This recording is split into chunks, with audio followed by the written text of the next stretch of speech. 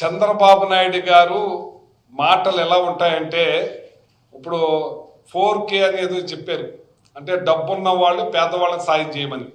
ముందు చంద్రబాబు నాయుడు గారు, వాళ్ళ కోడలు గారు, వాళ్ళ అబ్బాయి గారు ఎంతమందికి సాయం చేశారో చెప్పమనండి, దాని ద్వారా ఎవరన్నా వచ్చే కార్యక్రమం చేస్తారు.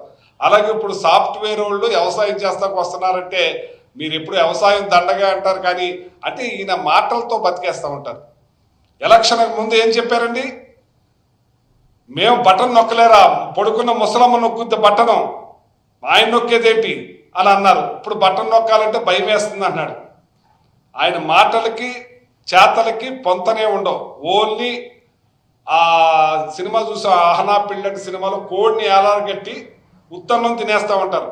అలాగా ఆయన వెళ్ళి న్యాయ బ్రాహ్మణు షాప్లో కూర్చుని ఓ ఫోటో దిగుతారు. అంటే రాష్ట్రంలో ఉన్న న్యాయ బ్రాహ్మణులందరికీ కూడా మేలు జరిగిపోయినట్టు అనుకోవాలి మనం. అలాగే మత్స్యకారుల దగ్గరికి వెళ్తారు, 2-3 ఉంటారు అక్కడికి వెళ్ళి వాళ్ళతో మాట్లాడేసేసి ఒక ఫోటో వచ్చేస్తుంది. ఆ మత్స్యకారుల రాష్ట్రంలో ఉన్న వాళ్ళందరికీ మేలు జరిగిపోయింది అనుకోవాలి మనం. అలాగే బిల్డింగ్ మెటీరియల్ కాంట్రాక్టుల దగ్గరికి వెళ్తారు, లేబర్ దగ్గరికి, వాళ్ళ దగ్గరికి వెళ్ళి ఒక బొచ్చు ఎత్తుకుంటారు ఆయన, అది ఇంకా వాళ్ళందరికీ మేలు జరిగిపోయింది అనుకోవాలి. ఆ రకంగా మబ్బు పెట్టి మాయ చేసి ఈ రాష్ట్ర ప్రజల్ని వంచిన ముఖ్యమంత్రి ఎవరంటే చంద్రబాబు నాయుడు గారు.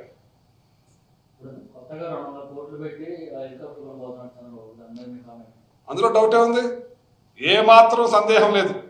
జగన్మోహన్ రెడ్డి గారు 2,70,000 కోట్ల రూపాయలు ప్రజలకు డీబీటీ ద్వారా కొడితే ఈ రాష్ట్రంలో భారతదేశం, ఈ రాష్ట్రం కొనుగోలు శక్తిలో నెంబర్ 1లోకి వెళ్ళింది. మీకు అర్థమైందండి?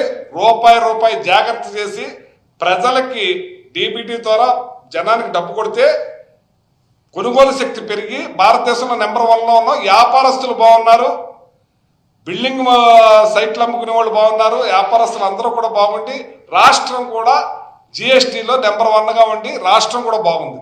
ఇవాళ భారతదేశంలో 3-4 పాయింట్ డౌన్లో ఉంది జిఎస్టీ. ఇప్పుడు అర్థమైందండి?